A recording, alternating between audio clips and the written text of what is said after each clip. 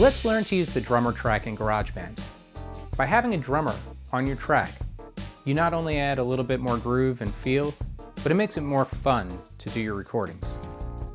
With a few tips, you'll find that the drummer track not only allows you to have some drums to play along and record with, but it allows you to create intros, outros, change sections, and just make the entire production come together.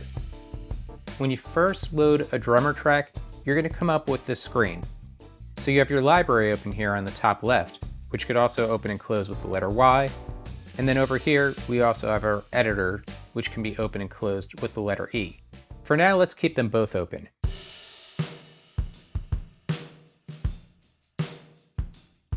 Now, if I want to take my drummer track and have a different drummer play, it's easy. You just select a different drummer. And each drummer has a different style they play in, and each drummer has different drum kits they use.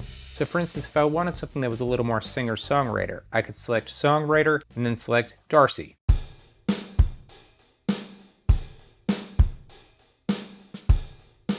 Now maybe I like what Darcy's playing, but I don't like the type of drum kit she's using.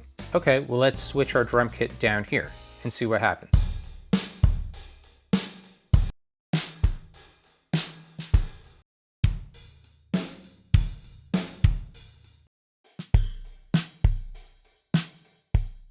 And you could either click on the different drum kits, or you could use the up and down arrows to scroll through them. There is a slight delay as each one loads. The thing is, Darcy will continue to play the exact same beat, but only the drum kit will change. Let's see what happens if we switch to a totally different drummer. So let's see what Graham plays.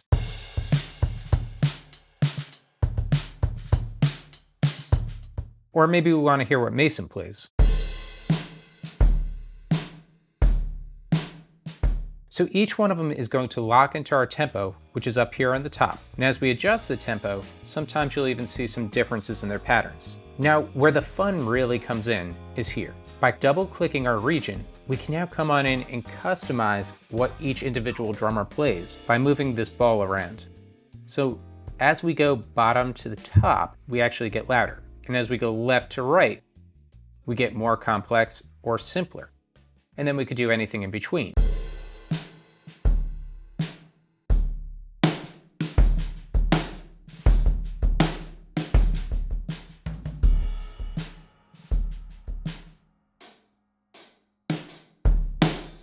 Now, all this is probably pretty obvious when you first open up GarageBand, but the thing people don't realize is we could come on in and trim our regions. So let's say we want to actually start the song off with a one measure intro fill and then come into the main beat. We can now click this plus sign to bring in our main beat, and we have an intro fill.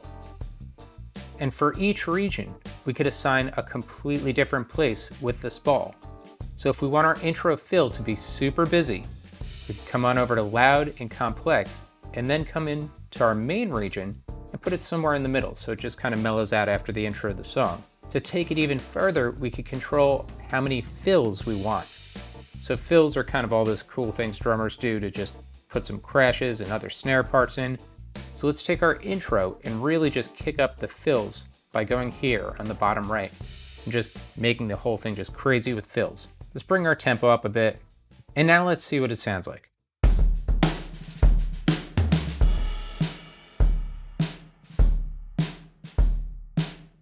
Perfect, we have this nice intro here, and then it goes into our main beat.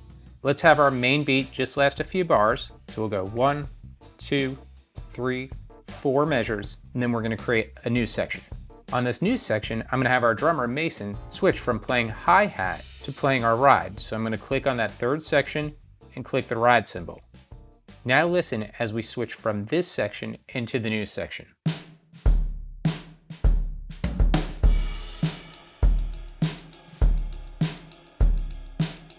And what if halfway through that section, I want the cymbal pattern to change? Well, let's first shorten this region, copy the region by option clicking and dragging, or you could just click the plus. And now in this region, let's change our cymbal pattern here. We'll just randomly change it to 3, and let's also have some tambourine come in by clicking tambourine and adjusting what tambourine pattern we would like. Listen as we go in from this section into this section.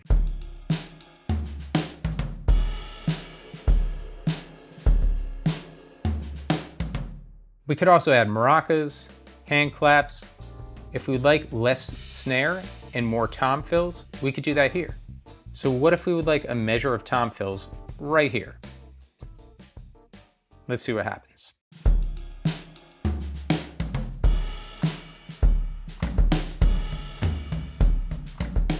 And then we'll go back into a main beat right here. Something a little more standard.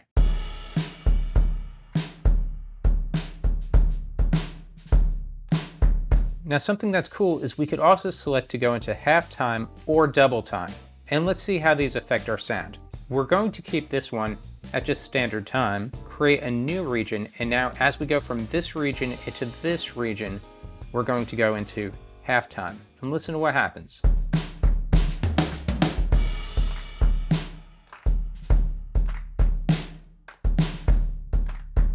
You could hear that the drummer actually starts playing at half the feel. The tempo stays the same, but the feel is at half. What if instead we had them play in double time? Listen as we go from this section into this section.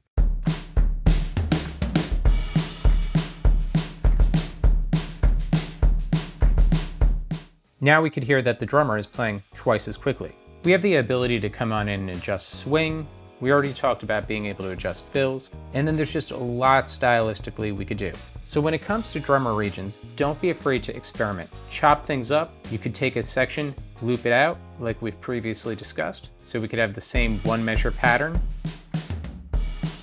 And if you find that you just want to eliminate a measure, don't be afraid to come on in and just Command-T, delete a section, and just leave a little space. There's no problem with the drummer occasionally leaving some space, but just don't tell that to any drummers.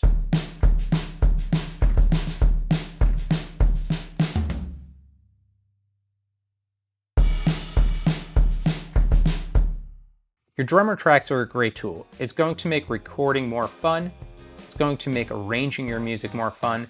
And like we've discussed in previous tutorials, if you show your arrangement track, you could come on in and create different sections for your music. And by doing this, we could decide exactly what drummers should be playing what sections of the song. This will make future editing easier, and it'll also allow us to come on in and copy and rearrange sections as needed. Experiment with all the different drummers, all the different drum kit types, including electronic drums, which we haven't even looked at. And for those of you that want to dig even further, by coming down here, we could adjust the level of the kick, snare, hi-hat, and even things such as compression, crush, ring mod, and other effects. And in our acoustic drum kits, you can see that we start to get controls that are a little more acoustic and natural looking, such as compression, room ambience, the tone of the drums, the volume of the alternate percussion like the shaker and the hand claps and all that. So have fun. These are tools that are here for your professional needs, but also use them for your creativity and also to just enjoy making music.